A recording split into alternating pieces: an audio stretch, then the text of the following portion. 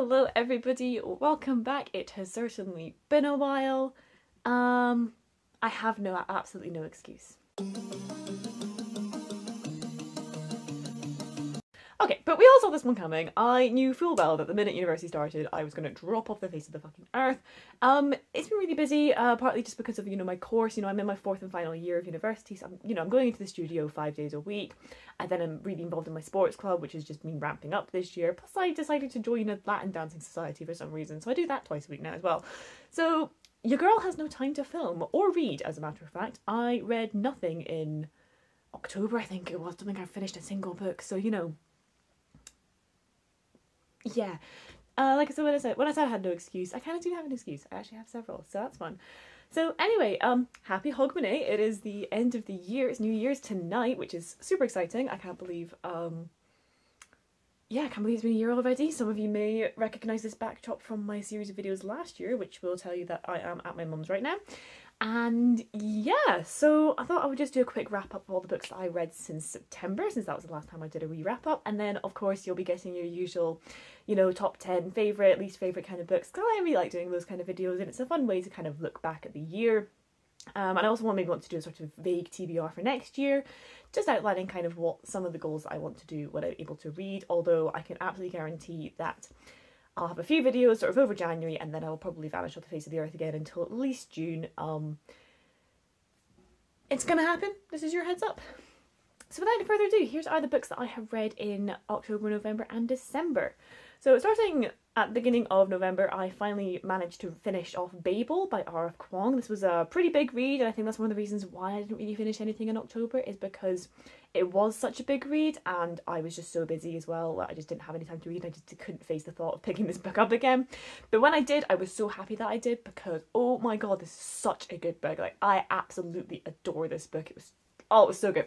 I'd already read R.F. Kuang's other series, The Poppy War, and I really, really enjoyed that. And then my friend was also reading Babel, so that kind of gave me a bit of a kick up the backside to finish reading this one. And yeah, it's a really, really fantastic story, sort of set in a kind of like fantasy 1800s UK, and you follow this young boy, Robin, who lives in China, but then his mother dies, and this sort of strange English man kind of turns up one day.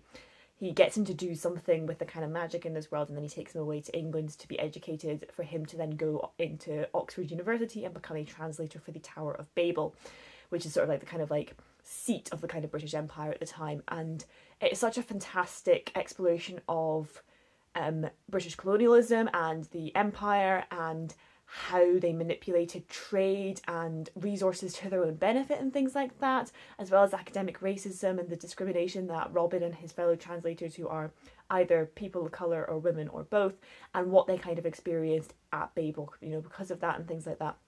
As well as Robin then perhaps getting involved in a sort of like resistance against the British Empire and stuff that recognises that what it's doing with resources and the way it's manipulating the politics of other countries for their own benefit is going on and stuff. It's absolutely fantastic, and the magic system is so cool. It's sort of basically based off of like these kind of silver bars, and you have these match pair bar type things, and they've got like a word in them in different languages and stuff, and it's because of like the root of those languages and how they work together as to what the bars then go on to do. Like, it is so cool. Like, I love languages, and I really love how R.F. Kuang sort of delves into the root of languages and what's borrowing from where and what the word sounds like and means, and then how that feeds back into the magic system. Like, it is just fantastic stuff. I really, really, really enjoyed it. So yeah, really, really great book, and I'm really, really glad that I did finally manage to finish it. It was such a fantastic read. I then managed to read Bloodmarked by Tracy Deonn. This is the sequel to Legendborn, which is an absolutely fantastic book. And Bloodmarked was such a good sequel. It didn't quite hit the heights of Legendborn, I think, because it kind of, I think, misses the kind of Arthur of Knights of the Round Table stuff that I loved so much from the first one, as well as sort of there's this one character that was such an important part of the first book, and whilst he is still a very important part in the second book, he is not there physically as much as I perhaps wanted him to, and therefore you kind of lost out on the dynamic between three of the kind of main characters because of that. However, I did love where this book went. I really loved, again, the kind of continuation of grief and how Bree is responding to everything that's happening to her and stuff. Like, she's just such a fantastic main character as well. Like, I absolutely adore her. She's my girl. And yeah, the stuff that they go through in this book is just so, so good. And again, with that kind of Bree coming to terms with stuff about her ancestors and her ancestry and what happened to her family and things like that is just amazing. I do wish, like I said, we'd seen a bit more of the Knights of the Round Table and like those kind of characters, because they were such an integral part of the first book, and I feel like things are kind of going on in the background, and I feel like we're moving Bree from that situation whilst I understand why that was done. I don't know, there was just some interesting stuff going on in the background that I really wish that we had been present for, to be able to see, particularly with certain revelations towards the end of the book with a betrayal. And, you know, whilst you can kind of see that one coming, I really wish that we'd actually seen it happen, as opposed to kind of jumping in at the end and being like, it was you, you know. But interesting stuff, really, really interesting stuff happening in Bloodmarked with like demons and pacts and stuff like that. Like, I'm so excited for the third and final book in this series, because it's just going in such interesting directions. I can never tell where it's going to go to next. And yeah, just such good stuff, honestly. I then decided to reread The Alloy of Law, Shadows of Self and The Bands of Mourning in preparation for The Lost Metal coming out, because I could remember nothing of those books. And I'm really glad that I reread those, because A, I forgot how much I enjoyed them, and B, I've forgotten so many important things that happen that if I'd gone straight into Lost Metal or anything else, I would have been like, I forgot that happened.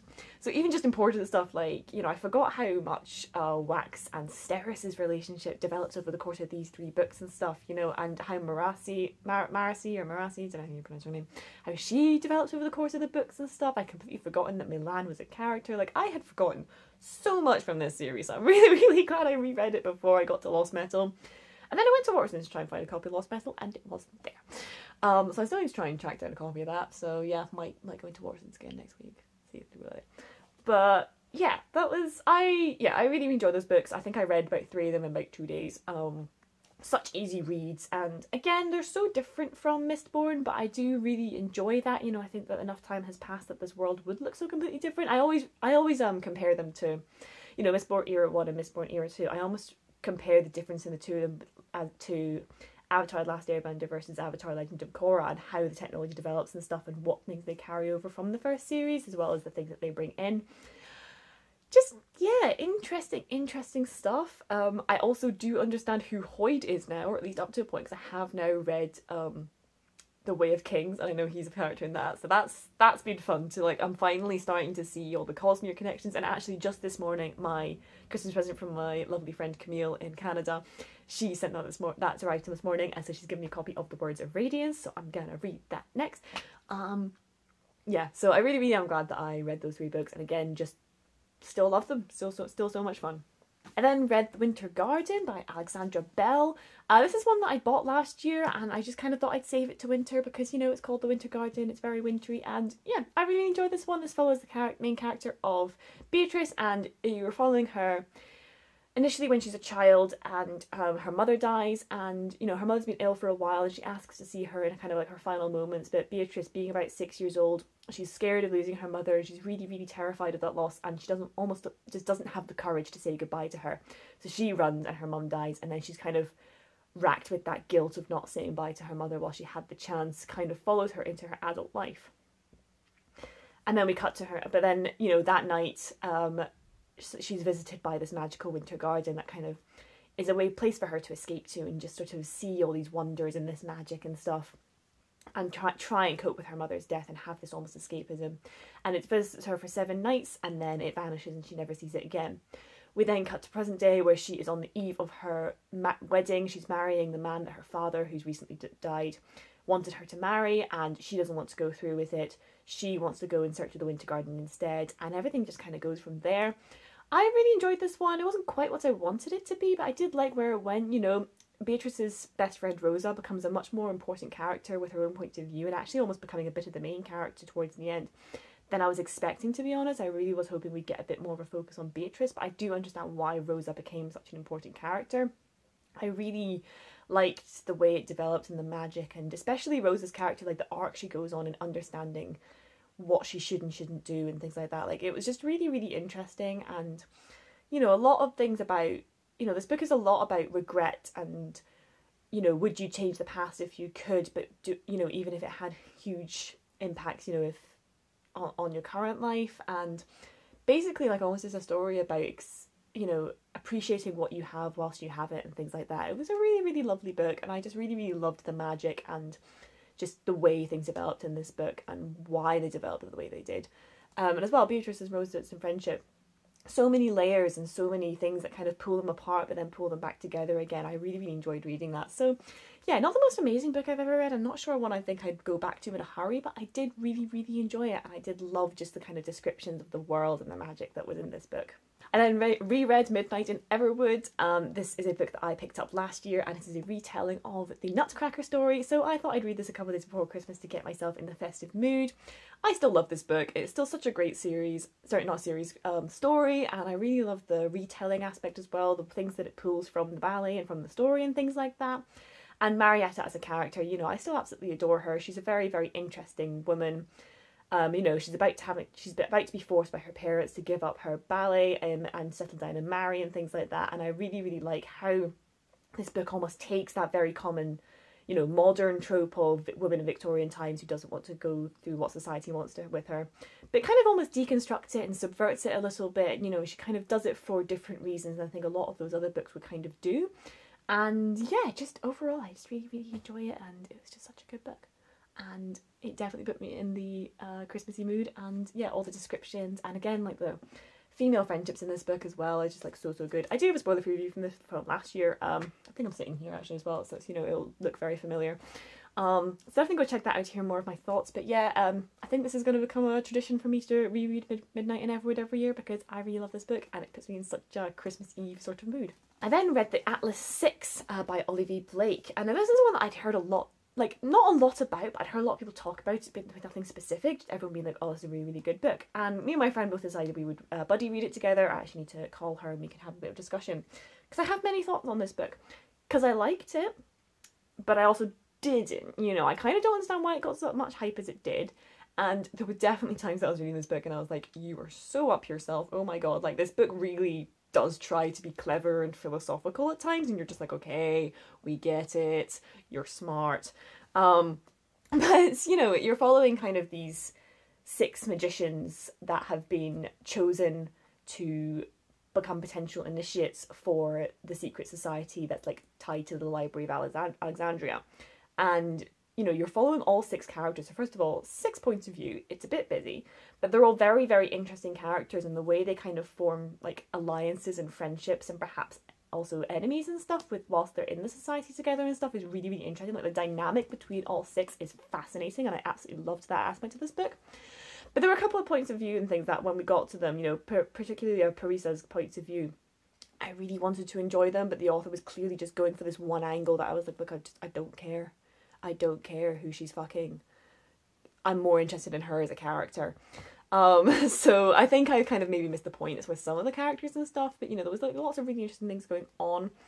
And I just feel like because you're split across 6 points of view, this book just wasn't long enough to really delve into that. You know, it takes place over the course of 1 year, and it kind of doesn't feel like that. It feels like they've only been doing this for a couple of months. And yeah, there's just some things, you know, Nico and Libby are both really, really interesting characters. They're almost like rivals from university who both then also get chosen to do this, and kind of over the course of the book you realise that there's perhaps more to their animosity than you really realise. And, you know, they actually are quite important to one another. It's not really a romance, it's like, at least I don't think it is. It might be in the next book, I don't know, but for now it's not really seen as romantic. But I do like kind of what they kind of realise about each other and stuff, especially on the backdrop of, but we've hated each other for like the last 10 years. So yeah, you know, there's some really, really interesting stuff, and I kind of like where it went, but again, I just feel like it just wasn't as deep as I wanted it to be, and sometimes it really was just trying to be too clever for its own good and didn't spend enough time actually showing what we needed to be shown to really care about these characters and their dynamic and stuff like that. So, and as well, like the kind of plot twist as to like who's involved and stuff didn't really work because that person is barely in the book until that chapter. So it's kind of like, haha, it was so and so all along, and you're like, why should we care? So yeah, yeah, I might just bother for a review for this just to actually properly talk about it, but for now, I really enjoyed it. I'm definitely going to read the sequel because I'm really, really curious to see where this goes, because there are some really, really interesting, morally great characters in this. Like, I will absolutely give this book, it's got really, really good character dynamics, but other than that, Yeah, I'm not sure about it. But those are all the books that I read from November and December. I know I said October, but yeah, let's be real here. I did finish any of the books in October. Those were all November, December reads. Have you read any of them? What did you think? Let me know your thoughts down below in the comments. If you have any spoilers, make sure you tag it as like spoilers so people don't know not to read your comment. What have you been reading in the last couple of months? You know, what have you enjoyed? Anything you think I would enjoy that I should check out in the new year? Let me know down below in the comments. I'd love to hear from you. But thank you so much for watching. I'll see you next time.